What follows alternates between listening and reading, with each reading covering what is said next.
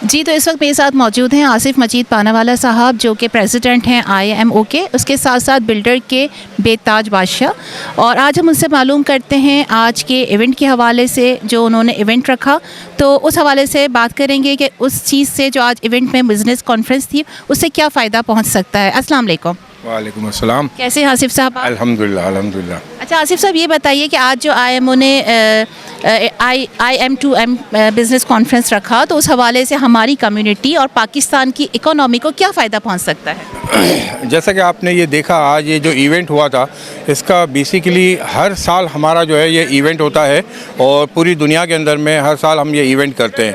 जैसे अगर आज से 4 साल पीछे चले जाएँ तो हमने UAE के अंदर में किया था, इसके बाद हमने केन्या में किया, फिर तंजानिया में किया। तो इस बार जो है वो पाकिस्तान की बारी थी AGM की। तो यस्टरडे हम गवर्नर हाउस विज़िट किया हमने, जितने हमारे डेलीगेट्स आए थे पूरी दुनिया से, उनको हमने इनवाइट किया था कि भाई आप लोग आएँ। और ये वो डेलीगेट्स हैं कि जिनके पीछे इन्वेस्टर हैं। आज देखिए पाकिस्तान के हालात जिस तरह से चल रहे हैं, नेगेटिविटी बहुत है। लोग जो है वो अच्छी बात पता नहीं क्यों नहीं करते हैं। हमारा मुल्क, मैं समझता हूँ कि लैंड ऑफ अपॉर्चुनिटी है। और इस वक्त ज़रूरत है कि हम अपने मुल्क की जो है वो इज़्ज़त कराएं। हम अपने आप से वादा करें कि हम पेट्रोटिक पाकिस्तानी हों और हम लोगों को ये बात बताएं कि पाकिस्तान के अंदर में क्या क्या अपॉर्चुनिटीज़ हैं।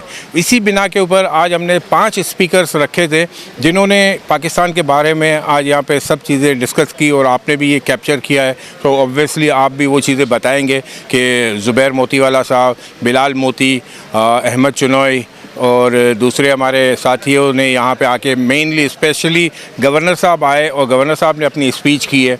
तो आप ये देखिए कि आज हमारा मुल्क हमसे अपना हक़ मांगता है और हमें ये हक़ देना चाहिए।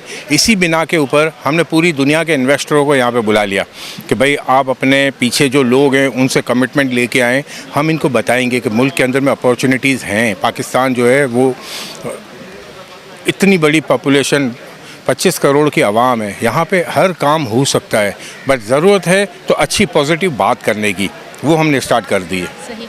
अच्छा, जैसे आपने आज इवेंट रखा IMO के हवाले से, तो आप क्या समझते हैं कि अगर गवर्नमेंट आप लोगों का साथ दे, तो आप नहीं समझते कि इस पाकिस्तान की तरक्की में बहुत ज़्यादा जल्दी जो है लोग इकनॉमिक के हवाले से बहुत जल्दी स्टेबल हो जाएंगे? बिल्कुल, हमारे साथ गवर्नमेंट हमें सपोर्ट कर रही है। मैं ये नहीं बोलूँगा, हर इंसान अपने हिस्से का काम करे। मैं ये कहता हूँ कि हमारे हिस्से का, मीमनों का हमारे हिस्से का एक काम है कि ये मीमन आप देखें ना कि बिज़नेसमैन आपको यहाँ पे सारे नज़र आए। माशाल्लाह 600 बिज़नेसमैन यहाँ पे आए थे। तो ये लोग सब समझते हैं कि हमें आज ये वक्त आ गया है। और आप नरगिस, ये वक्त दूर नहीं है कि एक होता है, एक टेन्योर चलता है कारोबार में तेज़ी मंदी का।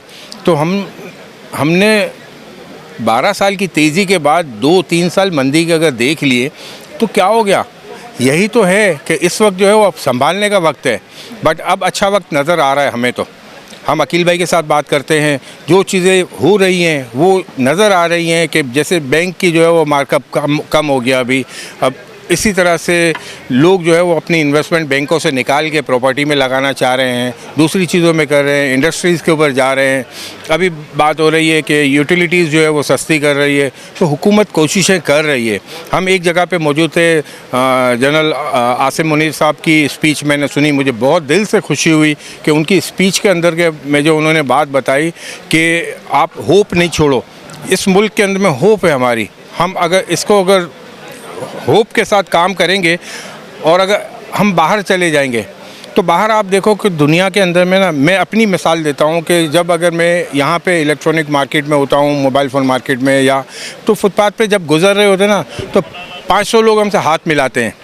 बट यही बात अगर मैं UAE पे जाता हूँ, फुटपाथ से गुजर रहा होता हूँ, लोग बोलते पता नहीं कौन है। तो ये एक इज़्ज़त है हमारे मुल्क के अंदर में कि हम अपने मुल्क के अंदर में रह रहे हैं। हमारे मुल्क के अंदर में ही हमारी इज़्ज़त है। हम बाहर जाते हैं, हमारी इज़्ज़त नहीं है।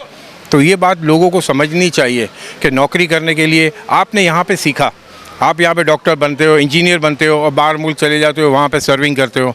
हमारे मुल्क में क्यों नहीं? ठीक है, हालात अच्छे बुरे होते हैं मगर वक्त गुजर जाता है।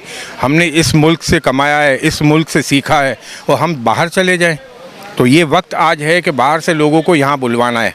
हमें सबको मिल के मेहनत करनी पड़ेगी। अच्छा आसिफ साहब, मैंने देखा है कि आपने अपनी ज़िंदगी जो है लोगों की फलाह और ख़िदमत के लिए वफ़्त कर दी, तो आप क्या को एक छोटा सा पैगाम हमारी न्यू जनरेशन को देना चाहेंगे? बिल्कुल देना चाहेंगे। देखिए, मैं ये समझता हूँ दुनिया के अंदर में 2 किस्म के इंसान होते हैं, एक काम करने वाले, एक ज़िम्मेदारी लेने वाले। कामयाब वो है जो ज़िम्मेदारी ले। काम तो सभी करते हैं, ज़िम्मेदारी कोई लेता है, मैं कर सकता हूँ, मैं करूँगा, यही काम करना है अपने को। अच्छा, दी मेमन टीवी अली गोडेल साहब के लिए कुछ कहना चाहेंगे? क्योंकि जैसे आप काम करते हैं IMO, उनकी भी बहुत ज़्यादा काविश है हमारी मेमन कम्युनिटी के लिए, तो कुछ कहेंगे आप? माशाल्लाह, अली गोडेल के लिए दुआएं हैं। और अली गोडेल इस वक्त जहाँ पे बैठा हुआ है, मक्का के अंदर में था, मेरी बात हुई, माशाल्लाह से बहुत सारी दुआएं ले रहा है, सबके लिए दुआएं कर रहा है। हम भी इसके लिए दुआएं गो हैं, अल्लाह ताला इसको दिन ब दिन और तरक्की दे। जिस तरह के ये काम कर रहा है, मेमन बरादरी को सपोर्ट कर रहा है, तो यही अपने हिस्से का काम कर रहा है कि इसने भी एक ज़िम्मेदारी ली हुई है कि मैं लोगों को यहाँ पे बताऊँगा कि ये लोग जो है वो काम करने वाले हैं। Thank you.